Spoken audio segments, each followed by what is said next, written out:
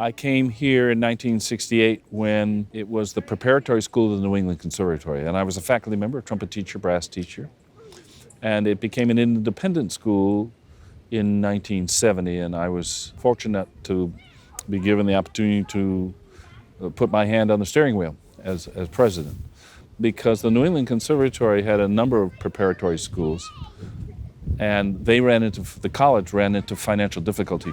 So they just were going to let them go away, and they were hoping they'd go away quietly.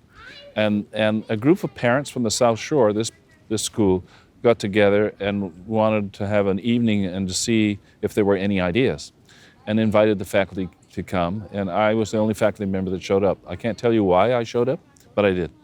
And so I got up and talked about what the sense of community is and the difference between a preparatory school and a community school. And that sort of sparked a few people, including Jane Carr and a few others, to invite me back to someone's home and explain a little bit more about that. Probably in 1969, my daughter was taking piano lessons, and the piano we had at home was a baby grand in a fairly small room. And she whined and said, this piano's too big. And I had been given an upright Steinway by my aunt. And I thought, well, that's fine, but what do I do with the baby grand? So I called the New England Conservatory satellite in Hingham and said, would you like the loan of a baby grand Steinway? They said yes, they would take care of moving it. They actually had to put an extra beam in the building to support it. And as a thank you, they gave me a concert played by Darrell Rosenberg, whom I remember to this day. And it was about 3 months later that they said, the New England Conservatory said they were going to close their satellite. And, by then I was really into this. I thought this was really wonderful. And Paul Jones from Cohasset and 5 of us got together. I didn't know what was happening, except they knew that they thought that this was an institution that needed to continue. And so they found lawyers, and they filed for a 501c3, and they created a board and bylaws, and we were off. When we incorporated, we took over the facility that New England Conservatory had used. They left all their materials for us, files, pianos, whatever, for $1. We retained 4 of their faculty, and Jim, the new executive director, hired new faculty whom he knew from playing with the Boston Ballet and the Pops, the Boston Symphony. And it was amazing because the transportation out here was not good, but these dedicated teachers made it work. We interviewed 3 candidates for executive director, and there was no question that Jim was the one that had that inspiration that this could really be something. He went in to do research into community music schools and how we could be a member of the guild and how much help they could give us, which they did. When it was a preparatory school, it was designed to distill out the most talented students from the community. The community never embraced them because they were interlopers. They were from someplace else in their community and taking the most talented and bringing them out of the community. So the whole sense of community school for the arts is its value stays in the community. Owners, stakeholders are in the community, and that has the best chance for any organization when you start with that, of building on it and having many years of success. The New England Conservatory was in the parish house of the Old Ship Church.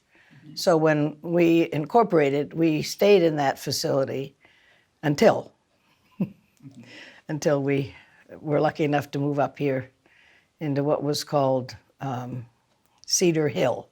The biggest challenge was getting through the first year. A trustee named Paul Jones, who was among the first group of people that helped inaugurate the school. And he opened up a bank account, and he put $1,000 of his own money in it. And he said, "This is your stake, don't lose it."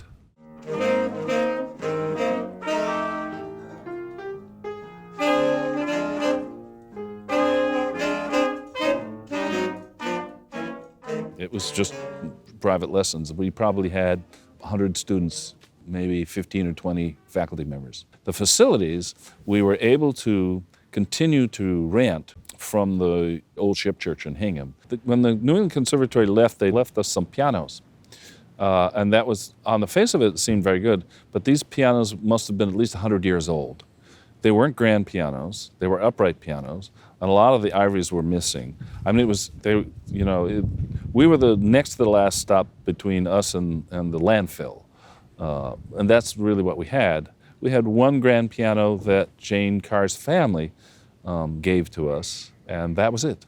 I'm grateful for the wonderful support that the early trustees gave to the notion that we could do this together, that the concept of community school for the arts could grow and prosper here.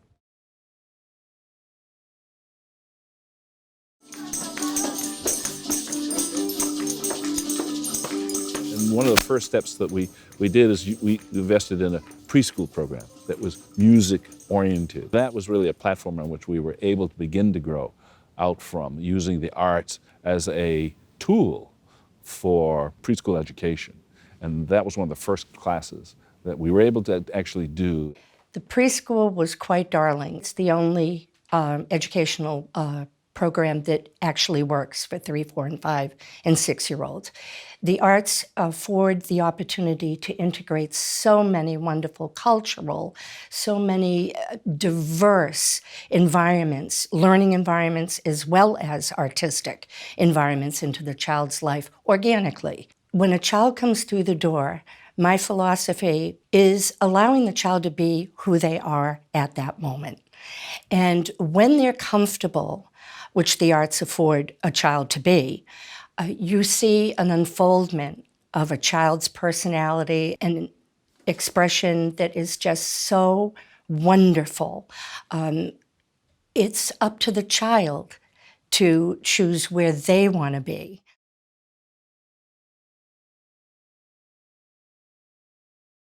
We started to grow. It took off quite quickly in the first couple of years. And it didn't take long for us then to realize that the space was limiting our future. And that's when we were given the opportunity to come up and look at this space here in what was the former Hingham Ammunition Depot. This is a good story. My husband, Alan, was part of a group in Boston that met for lunch, for, philanthropy lunches, so to speak. And somebody at one of these lunches said, "You don't know anybody that would want the commandant's house in the depot in Hingham." I mean, it's hard to believe that's how it happened. He said, "Because I'm in touch with General Services and they're trying to get rid of it." I think Alan called me on the phone. He said, would you use that? And I said, "Yeah, I think so, but can we go look at it?" So we did. Several people came, and there was really no question that we were going to make this work. Looked like a broken down building in the middle of the woods to me. And it did look inhabited by a lot of things. So it was a vision, and that's what I want to say about Jane and Alan too, because they had that vision of seeing what it could be. And that made all the difference. When you talk about somebody being a founder, it sounds like kind of a word that doesn't have a lot of action behind it, but it really did take that vision. That's the home. We all just immediately said, that's the new home of South Shore Conservatory, that right there. And we had no idea how we were going to get it or what it would take. We had never raised any money, but we all knew that was going to be the home. And several people said to us, you ought to tear that building down. If you get it at all, which is not likely, you should just tear it down. And one of the things that we've consistently done is not tear down things that are part of the community.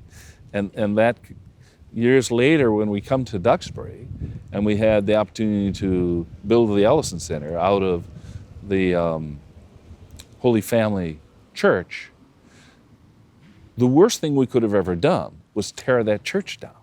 That's a part of the community. We had to put rat wire on the windows to secure the building because it was open to all the weather, and the pigeons this is, a condominium for them. They were on all levels, and it was really it wasn't a pretty picture inside, but the structure was so well built.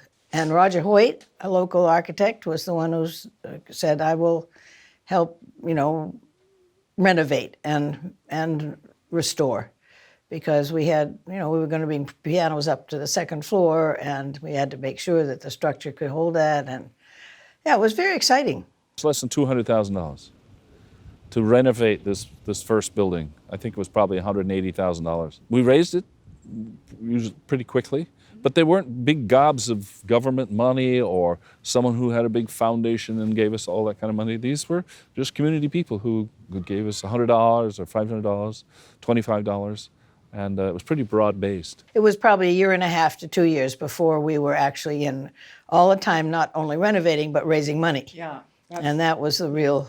That was where the real work came. Yeah. Yeah.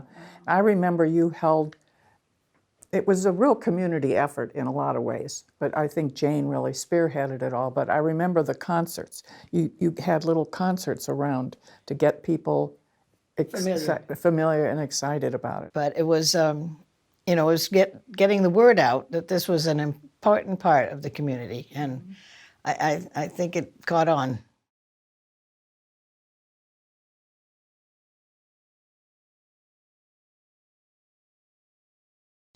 There was an oil embargo. It affected everything. The cost of oil was very expensive, and people couldn't drive as far. And we had a constituency coming to Hingham from Duxbury. And so it was really, well, what can we do for those people from Duxbury? And other than the Hingham and Cohasset people, the next most populated community coming to the conservatory was Duxbury. So we didn't want them to leave us because they couldn't drive up here. So we talked about that and said, well, why don't we bring, rather than have Duxbury come to us, why don't we come to Duxbury and see whether that would be helpful? And so we basically mirrored the same program. In fact, in the Unitarian Church in Duxbury, building on a community of friends and having some concerts in people's homes. And getting people to say, wow, I didn't know that. The Duxbury Symposium really came out of a few trustees really led by Eric Odleifson, who really got a bee in his bonnet, as it were, about the value of the arts in education, in general, not just music education, but how the arts can be used, all the arts can be used as a very effective tool to bring the cognitive powers, abilities of people forward. And he was really excited by that. And so he decided, and brought us along with him, that we should have the symposium of great authors and speakers who were part of a national movement at the time, to bring the arts to the public, not from the concert hall, but from the value of pure education. That when children are involved in and participating in the arts, what happens to their brain? With Eric's leadership, we got the symposium of these kinds of people to come and discuss this and have panels, and people would ask, and we got the community to come. And music educators, public school leaders, superintendents of schools, what we've tried to do is begin to have these people who never saw music as anything other than an activity, but to see music in a wholly different way, as a value to the whole growth of a whole intellectual person. The Duxbury campus was in the basement downstairs of the First Congregational Church. And what was interesting about it was that on my first interview with Jim Simpson, and he hired me, the first thing he said was that you had to bring your drum set and do your teaching from your own drum set. So it was lugging a drum set on Monday evenings to Duxbury to teach, and then to Hingham it was the same thing, lugging them up to the third floor of the original building.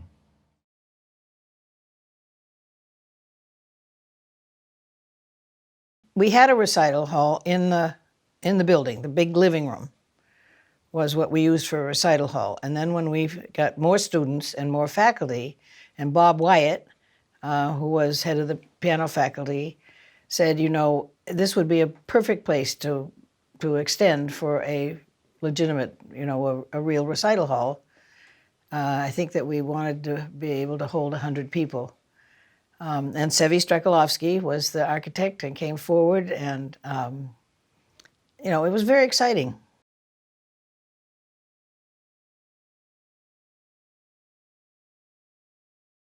We were running out of space growing in Duxbury. Probably the most important gift that we got was from the Ellison Foundation, which helped us buy that site. And that gave a real sense of approval within the community because people knew Bill Ellison. They knew the foundation was unique to Duxbury and would give to Duxbury. And so that again gave the sense of, wow, the Ellison Foundation thought this was a good idea. And that all those little pieces came together to help us achieve our goal. I started here when Jim started working on the Duxbury project. There was really no conservatory in Duxbury. The conservatory sent a teacher down to do some classes occasionally, a couple days a week, in the basement of the First Parish Church. And so there really was no conservatory. They were kind of spreading their wings from Hingham, and I think eventually they had enough people in Duxbury that they thought maybe it was worthwhile doing something a little larger. When we opened that Ellison Center, one of the first things we did is invite the Holy Family community to come for a reception after their worship services.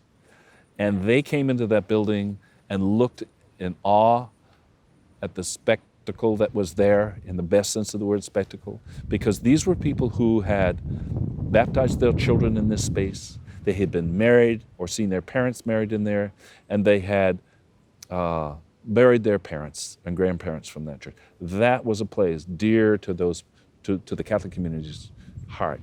And there were tears of joy, absolute tears running down people's faces when they saw this building. That is the measure of how you capture a community. The reason we moved to Duxbury was because our realtor drove us past the Ellison Center. And she knew that I was a musician, so she said, oh, you know, by the way, I hear that they're starting an adult opera company here, which was Opera by the Bay. So, you know, we were looking at towns on the South Shore, and I said to my husband, I said, okay, it's Duxbury, we're moving to Duxbury. And we moved here, and I signed my son, who was 2, up for preschool immediately. After the first year, during the summer, we had a number of brass students, really. There were trumpets and horns, and it was sort of like a large brass group. And then the next year, we included woodwinds, and it became the summer wind ensemble. And we were fortunate, after the first or second year, to have Frank Battisti, who was at that time not only working for the New England Conservatory, but was head of the Massachusetts Youth Wind Ensemble. And so he is a wonderful educator. It was a 5-week program. It was 5 weeks in the summer. And we had it off campus. It was actually in the old bunkers that were there, the old ammunition bunkers. There were no windows on it, no heat, no electricity. Actually, electricity was an extension cord that ran off of a telephone pole, a little archaic. But certainly a time when we could bring in, you know, our percussion equipment and store it there in a built cage by one of our custodians. I would like people to remember Fran Westerbeek, who was such a wonderful woman and was actually a board president. The Summer Wind Ensemble was a camp. You know, there were sports and things that they could do in between, and they had, you know, picnics and so forth. They didn't have enough room around here, and if the weather was bad, they couldn't be outside, and their instruments, they didn't. So Fran and I and several other people, I'm trying to remember who they were, rounded up as many Indian bedspreads as we could find, and we hung them on the walls of these bunkers because they were all sort of moldy and crusty, and created these places for them to rehearse. And it was Bill Rowell, God love him, who was really an outstanding creator for the Summer Wind Ensemble, came to Jim and said, you know, I'm not coming back unless you get me a good place for these kids to play. By working with kids in such a way that you teach them to excel as young artists, the end result of that, the byproduct of that, is high self-esteem. Because Jane was the first president, really, of the conservatory, it was appropriate to honor her by naming this the Jane Cheever Carr Amphitheater, which her friends wanted to do and supported. I was totally surprised when they told me that the amphitheater would be named after me. It was such a vital part of what we needed to do here to keep Bill Rowell, who was so special, and to keep these students who were very dedicated to their summer that way, which was an audition summer. They didn't just sign up, they had to audition to be. I remember one evening concert in particular. It was dark, as it often was by the time we finished our concert, and there were no lights down there. I remember Jim and myself and a few others went and parked our cars strategically around the barn, started our engines up, and put the lights on so that people didn't trip and fall.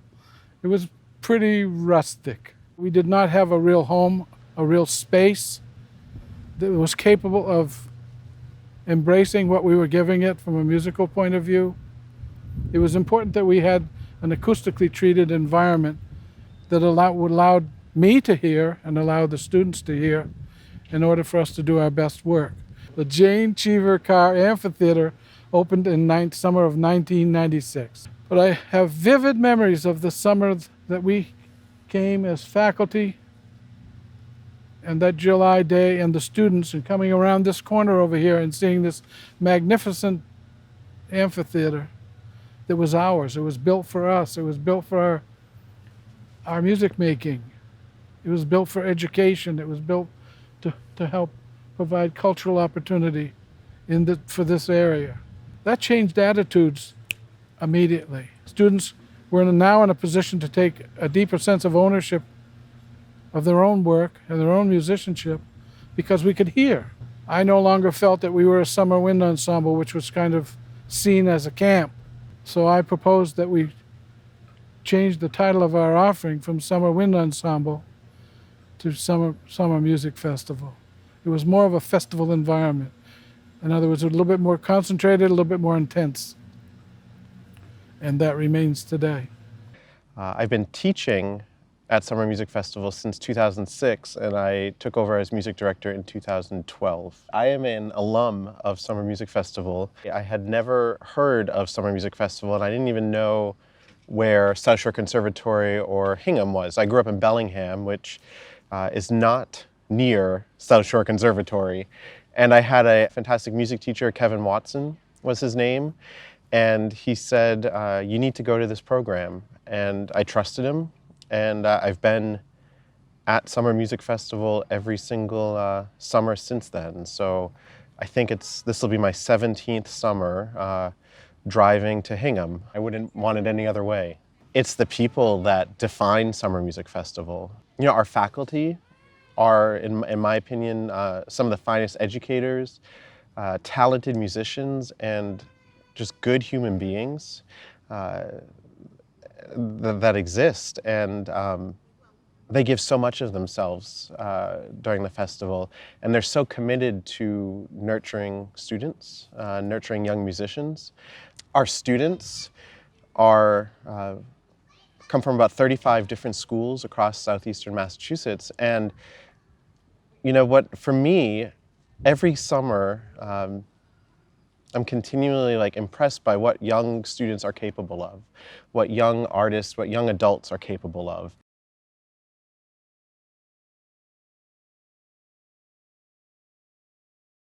It was only after the Summer Wind Ensemble was ensconced in this building did we finally saw, beyond the Summer Wind Ensemble, that the amphitheater could be a place for the community to come away with saying, wow, I didn't know that, even more so by coming and attending more concerts, not just concerts with our youth, but more professional concerts, and not to compete with other entities that are performing here on the South Shore, but to have some sort of unique place that was beautiful, a kind of mini Tanglewood, and come and sit on the lawn and have a wonderful evening of music that you really enjoy. And it's not the Boston Symphony, it's not Tanglewood, it's a microcosm of that.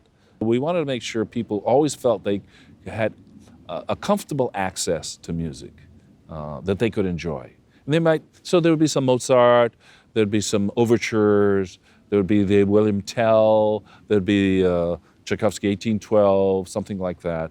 And if we did some opera, they would not be they would try to do opera in English, as an example, and there would not be fancy scenes and lighting and all that.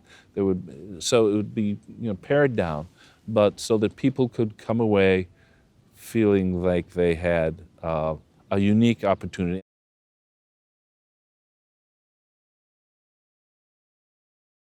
We're filling up space. We needed a real recital hall. We needed to renovate it in a way. We wanted to expand the preschool program to kindergarten. There were a whole lot of things. We wanted to have the art gallery space, which we now have. So there were a combination of things that we did not have, and we were a part of the strategy of looking forward. Was, well, what is it we want to be and what is it we can be? And out of that came the result.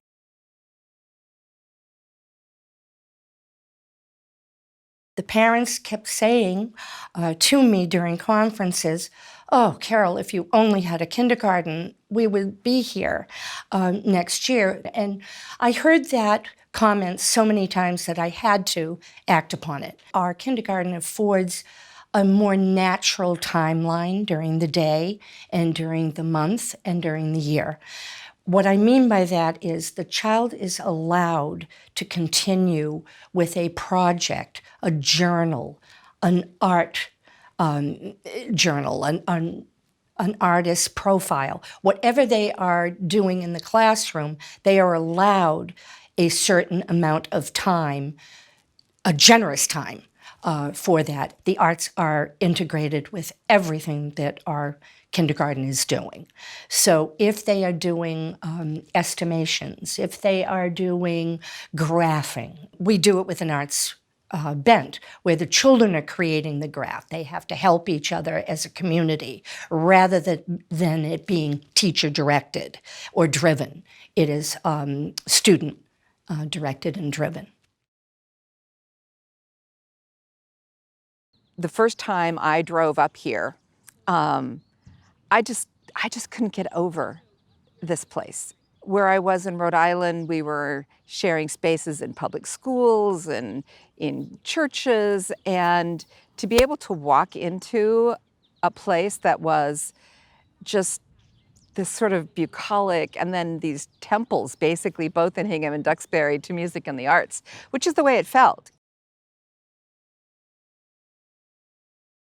It was an amazing summer. It was the inaugural year of the Duxbury Music Festival, which really engaged over 150 volunteers in making a seaside chamber music program with some of the world's best faculty and students. Hingham had the Evening Under the Stars and Spotlight series and had its amphitheater, and nothing was really going on in Duxbury with the umbrella of the conservatory for the summer. We talked about that, and Steve Dietz said he knew a person that was his teacher from New York City, a piano teacher, and that we should go down and talk to her. Steve Dietz, who was, I think at that time, the head of the piano department, invited his former teacher, Oksana Yablonskaya. He brought her to Duxbury just for a ride. It was a beautiful day. And she looked around Duxbury and she said, "Steve, you have to have a music festival in Duxbury. And if you start one, I'll bring all my friends." It all started because Oksana thought Duxbury was a beautiful place for an international music festival, and she was true to her word. She brought her international friends. The Duxbury Music Festival was basically a school. We take about 20 students internationally and nationally and internationally, recommended by an international faculty, which comes for 2 weeks in July. We provide the students with housing and a day on the bay, sailing and pool parties, and we give them a wonderful time. But they study very, very hard while they're here with very, very high quality faculty, which comes at the same time. And we have master classes and coaching. And so really it's pretty intensive study for students, international students, for 2 weeks. The Duxbury Festival was an opportunity for us to raise the visibility of what the Ellison Center does in this community. And there are more than 100 volunteers during those 2 weeks. Duxbury has embraced this festival with both arms and its whole heart, so we're very lucky. One of the best things about the conservatory is the people that are associated with it. The faculty is top-notch. Watch the conductor. I will give you that. These are master musicians, master teachers, master educators. They are performers themselves, so they're not just there to teach piano or ballet, and I think they bring that passion into the classroom. Yes, Lala, good! Just looking at a brochure, you don't really get a sense of how amazing people are until you actually work with them. So nice and short. Cha, cha, cha, cha. The people there are just stellar. They just encourage them to let it all out, just to be the person that they want to be.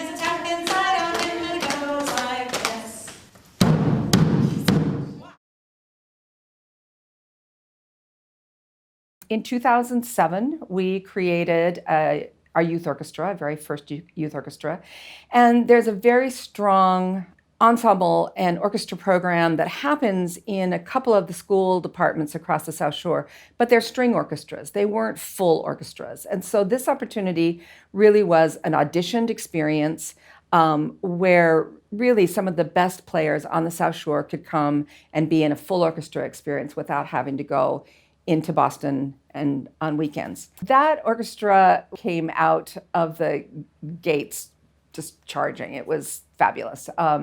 We had both an advanced orchestra as well as a repertory orchestra, and the enthusiasm really from the community for having an opportunity like this was incredible. So we decided we needed to start building on that. Well, our relationship with the Plymouth Symphony Yeah. is wonderful because their conductor is keen to have young students sort of mirror in their orchestra. They go down and they can play within it, in various programs. Our concerto winners have been the soloists for their programs, which is reaching down into Plymouth with our story, our message.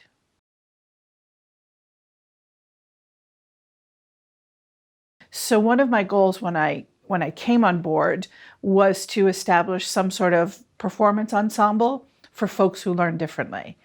And from that, Community Voices was born. And we started in 2009 in the summer with a very small group of singers. About 12 singers came for 10 weeks. And we we learned a variety of music. Some of the traditional folk music, some Broadway music. We even did Joyful, Joyful from Beethoven. So there was a real mix of music, and found that there was huge excitement and enthusiasm for continuing this group.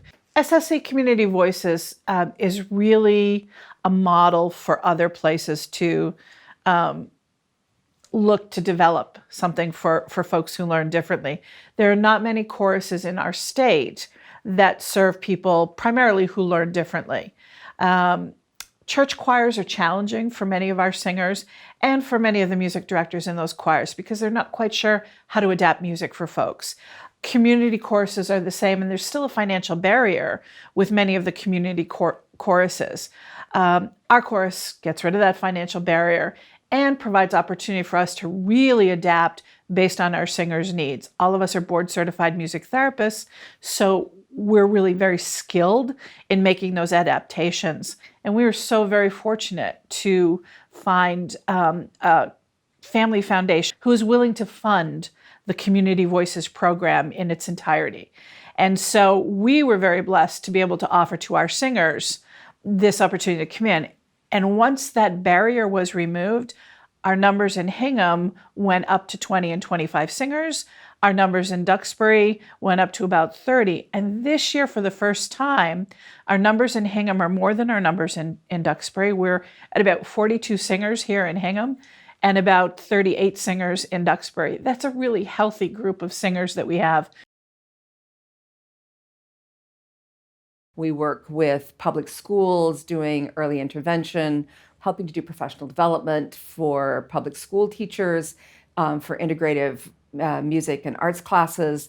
But then the board started to think, well, what else does this look like? There's so many skills that translate into other aspects of your life. I think the discipline, the working at something, the great sense of achievement you have, whether it's an individual performance or just not a performance, but you know you've gone through this process. And I think it's just terribly important. And children naturally gravitate to music. They forget themselves and start expressing themselves. We wanted to be very thoughtful about how we could have the greatest impact on the community. What we decided to do was say, well, we wanted it to be for kids. We said, where are the kids? The kids are in the schools. So let's think about how we can partner with schools. So at that point, we looked at the 7 public schools with the highest ratios of free lunch on the South Shore. We could see the benefit of what was happening in our preschool and our kindergarten and the difference in the step up that it gave all those children to go on with their education, and how fortunate they were to have music and the arts integrated into their daily education. We began a pilot program with a program that we now call Imagine Arts. It started out as Jump Starts. And we piloted that program in the Hull public schools, where it was really designed to take the power of music and the arts and integrate it with a pre-reading and a literacy program. So there's a vocabulary gap between children who are well off and children who are more vulnerable or come from more vulnerable families. And they come in with far less rich vocabulary. And this gap persists throughout their education. So, the teachers we talked to thought if we could figure out a way to address that vocabulary gap through music and the arts, then that would be really helpful. Initially, it was the idea that we would be using storybooks and do all kinds of arts integrated activities around the stories, mostly focusing on vocabulary acquisition. We've learned over the past 6 years of the program that the arts are capable of doing so much more. Not only vocabulary, which they access beautifully, but phonemic awareness, rhyming, retelling, all of these skills that kids need in order to be able to read. We're serving 32 kindergartens in Brockton now and 730 kids this year. And the stories that I hear from the teachers and the principals in these schools is that our program allows kids to be successful, and it allows them to be joyful and active learners. As we moved along our continuum, we recognized the fact that Alzheimer's is becoming a larger problem in our world. And more of the folks that we know and actually that are part of our community are facing really the debilitating effects of Alzheimer's. And not just on the person that has the disease, but it has great impact on their families and caretakers as well. So this year we established what we call memory cafes. Memory cafes are a day respite really, but it's a chance for a caregiver and their family member who's living with Alzheimer's to come and have an enjoyable couple of hours to spend together making music or painting in a therapeutic setting, just to have a chance to meet with other people and other families who are experiencing some of the same things that they are having, and really to have a safe, nurturing gathering place. So this also is being made available for free to families by the generous donations of both foundations and individuals in our community. We started to think about not just doing things outside our walls, but expanding our walls. 2 years ago, we started looking for some additional space. And last year, we found the place that met all of our answers. It was close to the highway, so we really wanted to be someplace where we could serve really the entire South Shore and truly become South Shore Conservatory in the larger sense of the word, so that we would be spanning easily from Quincy to Plymouth. So we wanted to be close to Route 3, and we found our perfect space in Hanover, right on the Hanover-Norwell border, where we are going to be building a new campus that is going to house a creative arts therapy center, where we're going to be able to really have dedicated state-of-the-art space. It will be the only one like it in Massachusetts, and really of this quality in New England. We approach our 50th anniversary, and we look back to our humble beginnings in 1970 at the cute little yellow house up on the hill where lessons began.